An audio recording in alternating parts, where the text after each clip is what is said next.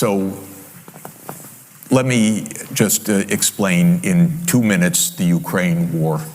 This is not an attack by Putin on Ukraine in the way that we are told every day. This started in 1990, February 9th, 1990. James Baker III, our Secretary of State, said to Mikhail Gorbachev, NATO will not move 1 inch eastward if you agree to German unification, basically ending World War II. And Gorbachev said, that's very important. Yes, NATO doesn't move, and we agreed to German unification.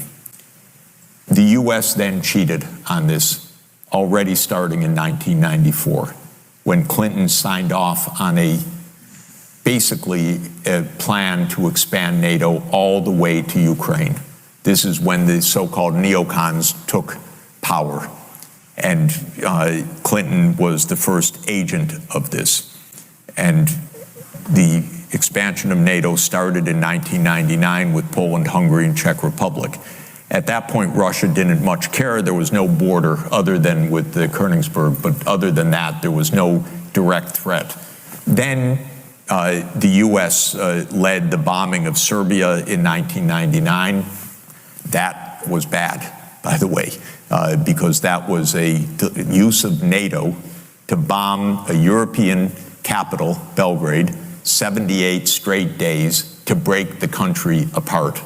The Russians didn't like that very much. But Putin became president, they swallowed it, they complained, but even Putin started out pro-European, pro-American, actually asked maybe we should join NATO when there was still the idea of some kind of mutually respectful relationship.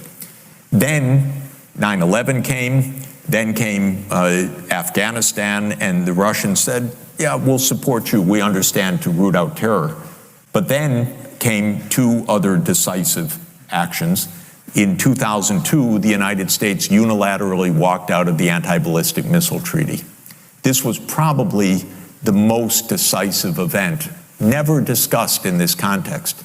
But what it did was trigger the US putting in missile systems in Eastern Europe that Russia views as a dire, direct threat to national security by making possible a decapitation strike of missiles that are a few minutes away from Moscow. And we put in 2 Aegis missile systems. We say it's defense. Russia says, how do we know it's not Tomahawk nuclear-tipped missiles in your silos? You've told us we have nothing to do with this.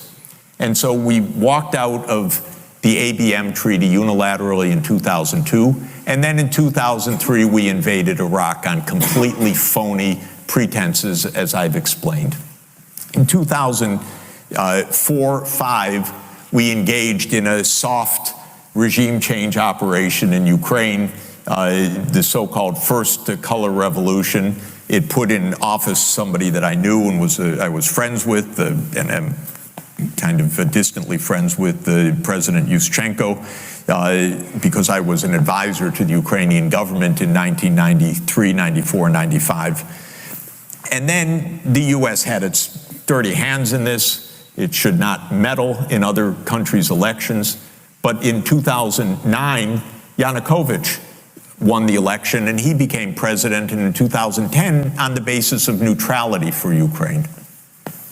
That calmed things down because the US was pushing NATO, but the people of Ukraine on the opinion polls didn't even want to be in NATO. They knew that the country is divided between ethnic Ukrainian, ethnic Russian. What do we want with this? We want to stay away from your problems.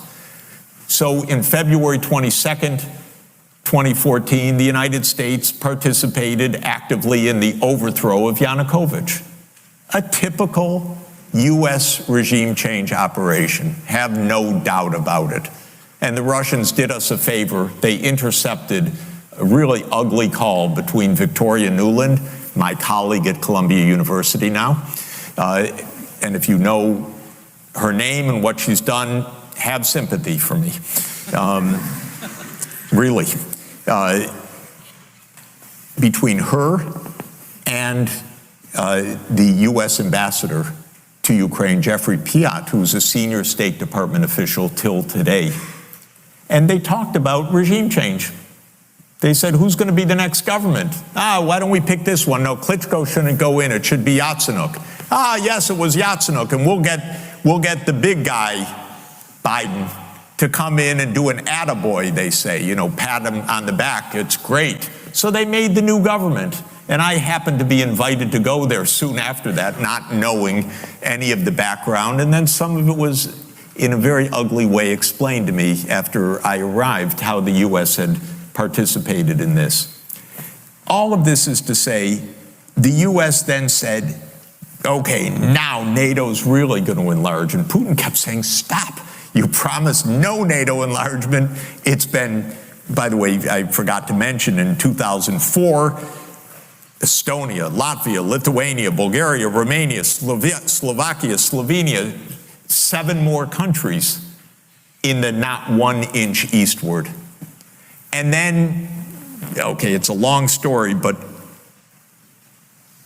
the U.S. kept rejecting the basic idea, don't expand NATO to Russia's border in a context where we're putting in goddamn missile systems after breaking a treaty. 2019, we walked out of the Intermediate Nuclear Force Treaty. In 2017, we walked out of the JCPOA, the treaty with Iran. This is the partner. This is the trust building. In other words, it's completely reckless U.S. foreign policy. On December 15, 2021, Putin put on the table a draft Russia-U.S. security agreement. You can find it online. The basis of it is no NATO enlargement. I called the White House that next week after that, begging them, take the negotiations. Putin's offered something, avoid this war. Oh, Jeff, there's not going to be a war. Announce that NATO's not going to enlarge. Oh, don't worry, NATO's not going to enlarge. I said, oh, you're going to have a war over something that's not going to happen?